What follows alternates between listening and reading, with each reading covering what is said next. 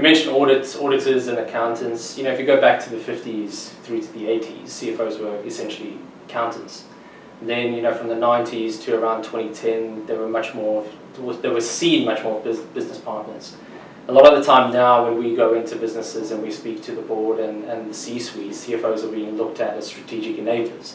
Often, very much sitting next to as the right-hand person to the CEO, and often when the CEO isn't there, filling in as the sort of general manager at that time.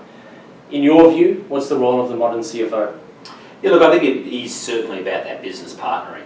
I mean, one of the things that a CFO gets to do, and certainly, you need to build a good rapport with the CEO as part of that, but thankfully in my career, when I've worked with CEOs, they've always given me license to go anywhere in the business. And you can ask questions, there's no sort of no-go zones, generally speaking.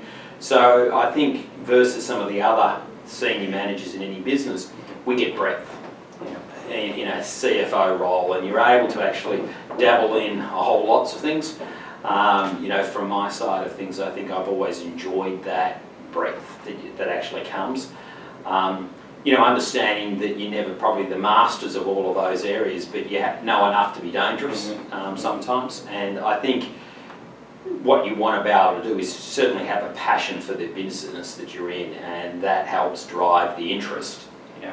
And as a general rule, when you're out talking to the business, I find if you're able to build that rapport, that goes a long way to people actually, opening up and explaining what they're doing and what's critical for them, and try and put that back into a context of how does that drive the business and thinking